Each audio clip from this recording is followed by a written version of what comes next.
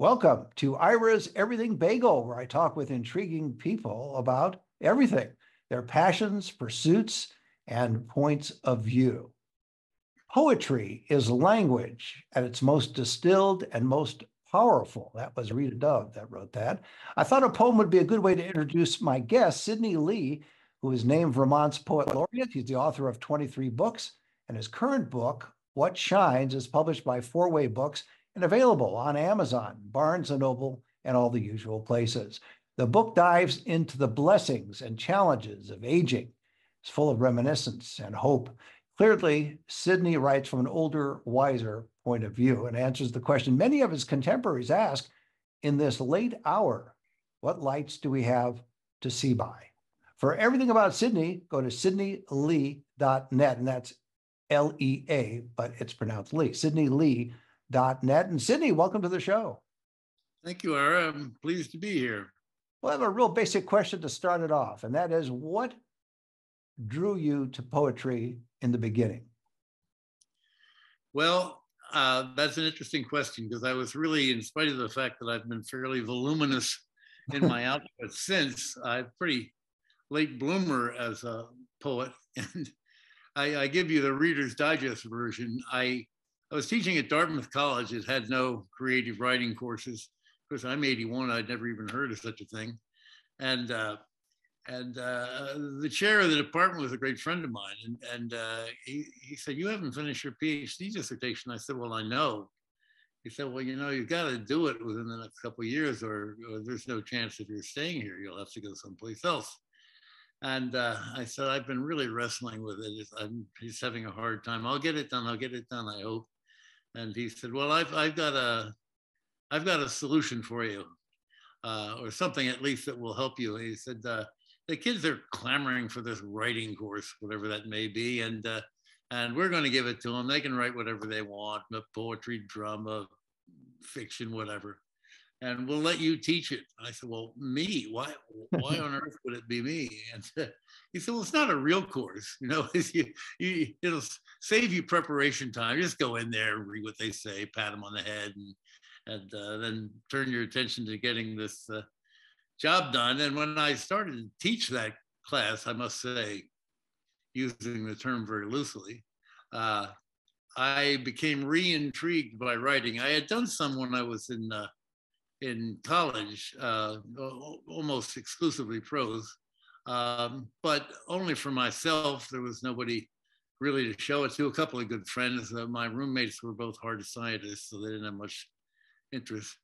But and then I stopped. I'd followed a doctoral program and I just started to teach, and I was very busy, and it didn't, I thought that, writing as a career was something that happened to other people, not to me.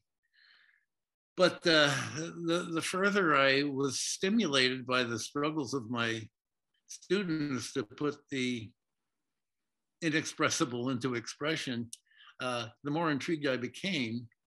And I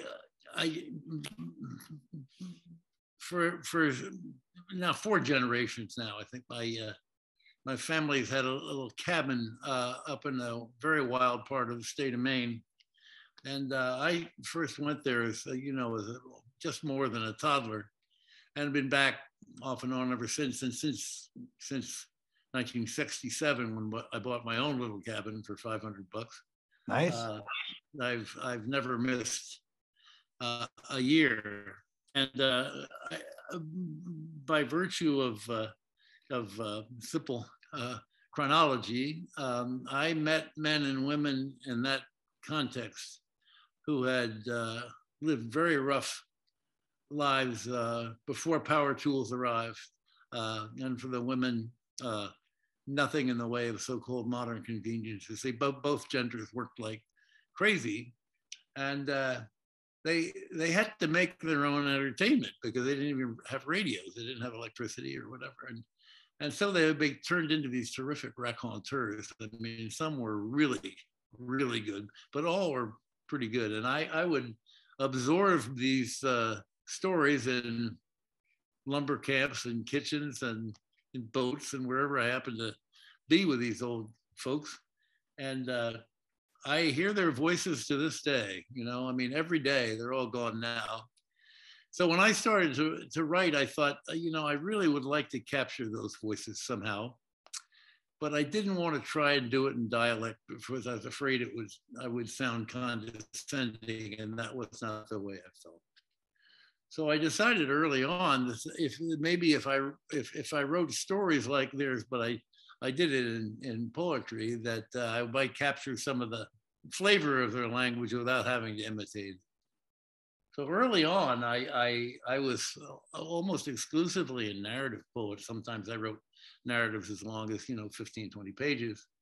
And though that has waned over time, I still have, underneath each of my poems, there's a story that is somehow prompted it or brought to mind by the simple act of sitting down and starting to use language. That's a rather elaborate answer to your question. I hope it didn't go on too long. Not at all. But I'd like to delve into one other aspect of that. I quoted earlier Rita Dove, and I wanted to quote Voltaire. He said, "One merit of poetry few persons will deny. It says more and in fewer words than prose." When you started to work in poetry, and maybe we should go even further and define what poetry is from your point of view. Let's do that first, and then get more into why people are interested in poetry. Well, since the modern poets, you know, Eliot, Pound, Stevens, Frost, and so on, I'm going to use a billowy definition that a poet critic friend of mine named John Holden used in a book of his called The Rhetoric of Contemporary Poetry. He said a poem in the 21st century is that unit of language which the author chooses to call a poem. We have traditional, you know, people who write sonnets and write ballads and write in traditional forms.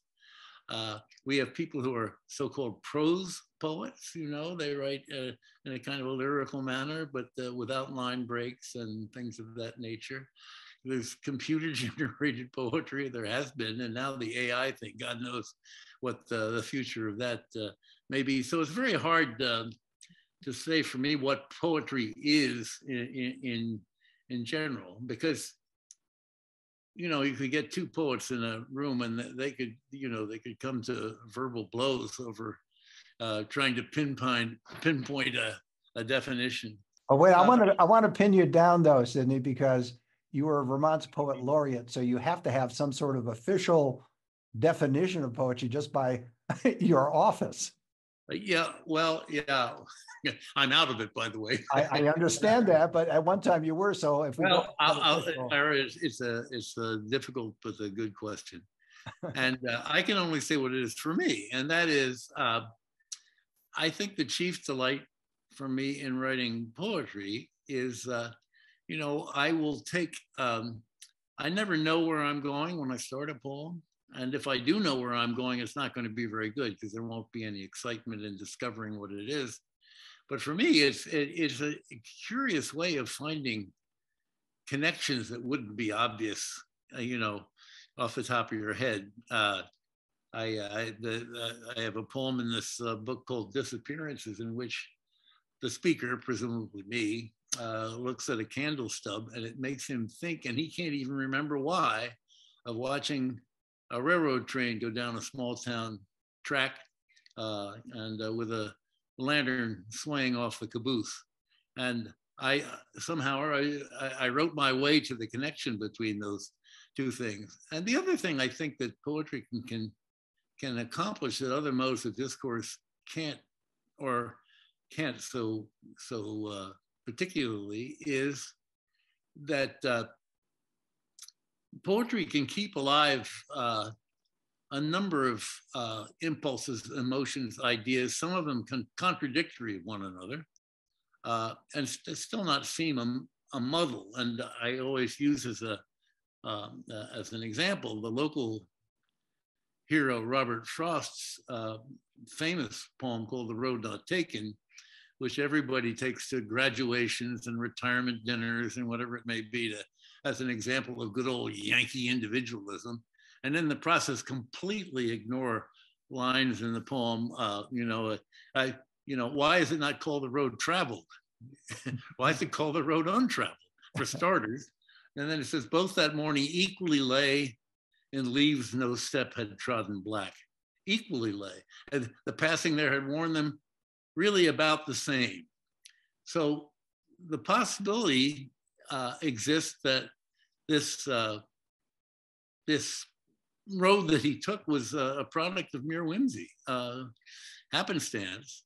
On the other hand, I don't think that the poem is entirely devoid either of the traditional reductive interpretation, which is, this is a testimony to my self-reliant, Emersonian self-reliance. And I like the fact that, and Frost is better at this than anybody. Almost any poem of his you read is ambiguous without, as I say, being just a mess. I can't think of a poem in which there aren't contradictory impulses at work. And I remember seeing the old boy once when I was in my 20s, and he was giving a reading at graduate school that I was attending. And afterwards, there was a question and answer. And one of the graduate students said, well, Mr. Frost, what is the meaning of stopping by woods on a snowy evening? And he looked out and with a little smile and he said, if you're looking, what is the message is what he said. And Frost said, if you're looking for a message, call Western Union. Which nowadays not that many people use, but you mentioned what you enjoyed about writing poetry, and that is the surprise. You don't know where it's going, and that's certainly for any artist that's important. But I don't know what it does for other people. In other words, you have to look at it, I think, as two ways: what it does for you as the writer of poetry, but what are you looking to do with the people that are reading the poetry that you write? What are you trying to influence them about, or just communicate with them about? No, I don't know that I'm necessarily trying to influence them in the sense of making them act or think in a certain way. I want them to enjoy the poem at the level of language primarily. Is it something whose language is intriguing to them?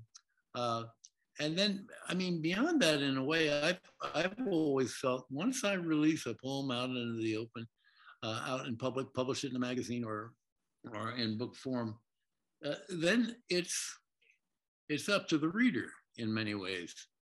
So you're not looking to provide insight necessarily with your poetry. You are expressing yourself as an artist. Insight, I think, by being true to experience, because I tend, my poems do tend, even when they don't use the pronoun I, they do tend to be personal in many ways. And I do want them to provide them with insights into the way I may have felt. One of the things that happens in this new book of mine, and I didn't really discover it until I had a whole bunch of poems and I decided I had enough for a book and I wanted to see how I'd fit them together, was, you get to be 80 when this book was published. And again, it's called What Shines. Yeah, What Shines. And, I'm in pretty good health, but the Reaper can't be that far down the pike. It's a lot closer than middle age. And so one becomes reminiscent and kind of looks back over one's life and evaluates it in various ways, sometimes with pleasure, sometimes with pain, usually mixed.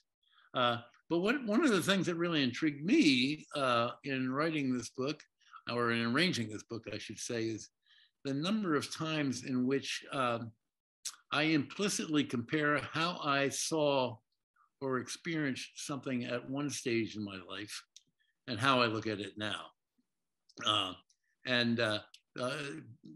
Countless poems, including the title poem, which is reminiscent of a 9-year-old sledding trip. I think trip is probably a little bit epic for the experience, sliding down the hill a few times.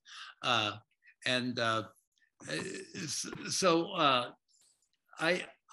think, I don't think that the book is only for geezers like me. I think anybody who is reflective on the course of his or her life can relate to a lot that is in it. Are some of the poems sad, melancholy? Well, I think many, perhaps most, are. There's something about poetry which invites the the inner complainer. That's a little bit shallow. I like that, the inner complainer. I think it has something to do with sitting down, and it's a very lonely thing in a way. You're looking at this blank sheet of paper and wondering if you can put words on it that'll make it better than the blank original. And that's challenging. But no, I can't remember what was the thread. You just asked me a question, and I. Well, in terms of your writings, melancholy and. Oh yeah. You were asking about melancholy. Well, it's pretty hard looking around at the world today, but it always was, and not to feel a little melancholy and fearful, angry, what have you.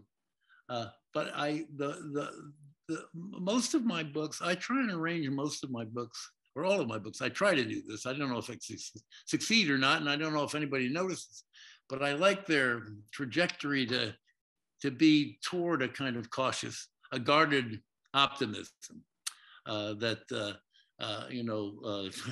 as what's this Obama say, keep hope alive kind of a gesture just in the ordination of the book.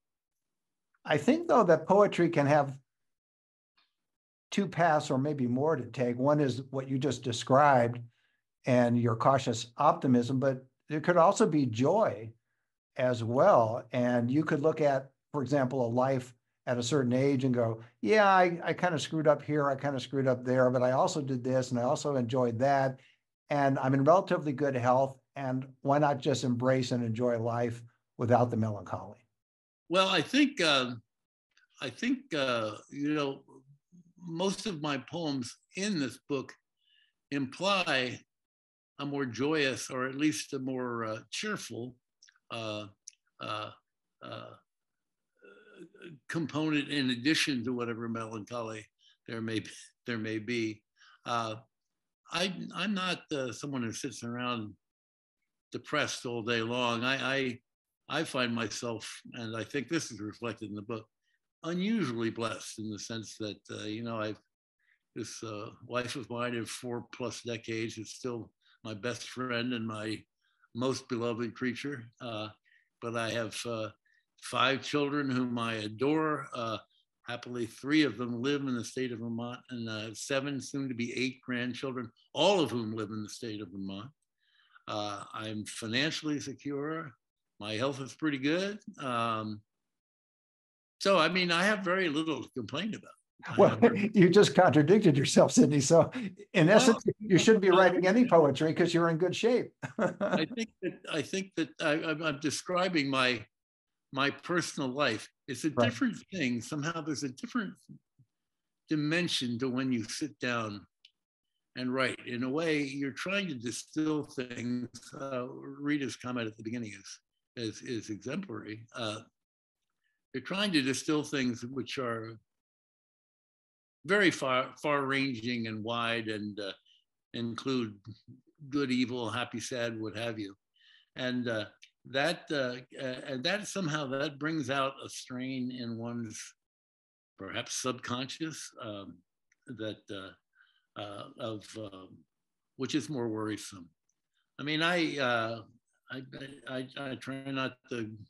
I try and treat each day as a gift, as long as I'm vertical and as they say, in good health. But like anybody else, especially at my age, there's plenty of grief to go around. I mean, I lost my very, very dearest friend to whom this book is dedicated a couple of years ago. I mean, no justice in the world. 17-time marathon runner, never smoked or drank, and he got a kind of duodenal cancer that killed him in 6 months, and that was a real real cause for mourning, and still is actually, even several years afterwards. And at my age, you know, I get news every week of an old classmate or an old acquaintance or something that was dropped by the wayside. So there's plenty to be mournful about, but that's a different thing from being merely what's the word I want? You know, reclusive and retentive and depressed and self-regarding and so on. To your point, Sidney, though, I mentioned earlier, in this late hour, what light do we have to see by? Are you, because of you just laid it out a moment ago, you know, you're financially secure, you have a wonderful family, all these grandchildren, you love living in Vermont, etc. Do you have words of advice for people that may not be as in good a shape as you are in all those ways, health, finance, family, etc.? Do you think poetry can inspire people who, and I know earlier on talked to you about inspiring, and you don't look necessarily to inspire people, but could people read your poetry and gain some insight that might see them looking at themselves in a different way, a more optimistic way, or cautiously optimistic way, as you like to put it? Well, I hope so. You know, as I say, it's something I have very little control of. When somebody reads something of mine, it's in their court. But I think such words of wisdom as I may have, I learned from the recovery community in which I've been blessed to belong for a long, long time, and that is to try and keep everything in the present. Make the best of what's right in front of you, where you're standing, and each day is a gift. Especially as one of those old boys up in Maine used to say when he died at 94, I think, but toward the end of his life, he said, "How are you today, Earl?" He said, "Well, every day I get up, I'm tempting the Lord at this age."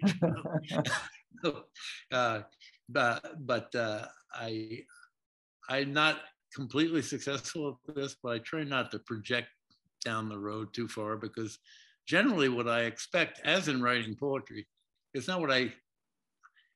not what turns out to be the case in the long run. I've spent a lot of my middle-aged years projecting and worried about outcomes that I had no control over, and that, as I say, usually worked out quite differently from how I had first surmised. So I work to keep overcoming that. I have like many people, I think it's easy to relapse and start thinking, well, gee, I wish the youngest grandchild weren't just 5, because I won't know him as well as I know his older cousins and so on and so forth. But that doesn't do anybody any good. So I try and. It sounds, Sidney, as if in addition to being a wonderful poet, that you're a human. Human, and I hope possessed of considerable degree of humility, because a little humility never hurt anybody. You're right about that. I want to go back. Often, one of the things that I object to amongst capital P poets is there are those who use their sensitivity to excuse atrocious behavior. I don't think that poets are any more sensitive than anybody else on earth, except perhaps to language. There are dentists who are as easily moved and feel just as deeply as I do, and there are men working on the roads and women working in fry kitchens who are just as sensitive as I'll ever be. So I think it's well to bear that in mind.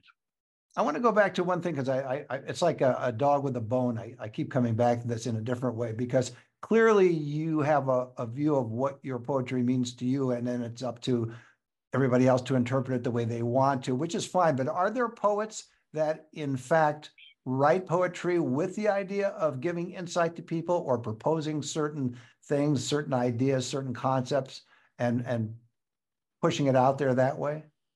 I think there are, but and this is only my opinion. Humility prevailing, as I say, I hope it will. Of course. Is that my tendency is to think that poetry of that nature tends not to be very good poetry. It would the sentiments belong better in a speech or a letter to an editor. One of the great problems with political poetry, I think, is that, and even when I agree with the politics of the author, is this person is writing about something that she or he already is convinced of. In other words, there's no element of discovery in the process of writing, and I think that's what enlivens poetry. Again, quote the great genius of the area, Robert Frost, is no surprise in the writer, none in the reader. Mm-hmm. Another thing I'll say that, I don't know every poet on earth. I know plenty of them though. And many of them will complain about, oh, well, we don't get read enough. It's because of commercialism or capitalism or whatever it may be. And they never turn the light upon themselves. A lot of poetry out there, and I'm old enough that I don't care what the smart people think. There's a lot of poetry out there that I cannot make head and tail of. And life seems too short as an octogenarian to spend a lot of time trying to somehow get into the poem and get some sense of what is going on. Who's talking? Who's there? Where are they? So you don't want to walk. You don't want to work that hard. No, and I keep going back to Frost because he is such a presence in my part of the world. That you can take a Robert Frost poem. I think he's a very complex poet, as I suggested by the number of ideas he can keep hanging at once. But everybody can get something out of a Robert Frost poem. You know that he's in a sled being drawn by a horse and passing by some woods and stopping. You know that much. That's an invitation into the poem as far as I'm concerned. If you don't have that kind of thing, and I think that, I said that I'd stopped writing poetry that was specifically narrative, but I've always had some allegiance to what I call narrative values. That is to say, who are the characters? What's the setting? Dialogue, things of that nature. I think that's just a way of, you can tackle the biggest issue, but at least you can be generous enough to say, well, this is a chair and this is a table. Come in, sit down. I've always lived in all my adult 55 years, almost 60 years. I lived in Upper New England, and we first moved to this place 32 years ago. We had a neighbor. He was about 8th generation Vermonter, just a wonderful neighbor, but a totally unfiltered sensibility. And when we arrived, he came up to me and he said, I understand you're a writer. I said, well, yeah, I'm one of them. And he said, well, I ain't going to read anything you wrote because I just read Louis L'Amour. And once you get done reading him, you don't want to read nobody else. All right. So fine. I'm sure that except for a few satiric birthday and anniversary poems I wrote for him for parties and that sort of thing, I'm sure he never did read a word of what I said. However, when I sit down, I like to imagine that if Tink were still alive, he died at 97, about 4 years ago. If Tink were still alive, he could pick this up and he could get something out of it. He could know what the neighborhood was and who the people were and what the issue was and so on and so forth. So I think that allegiance to being accessible, at least on that level, is it's just very important to me. Before I let you go, last question, and we're going back to Robert Frost. Robert Frost lives on in his poetry. He's immortal in a way. Do you see yourself in that same vein, that you would like for your poetry to live forever?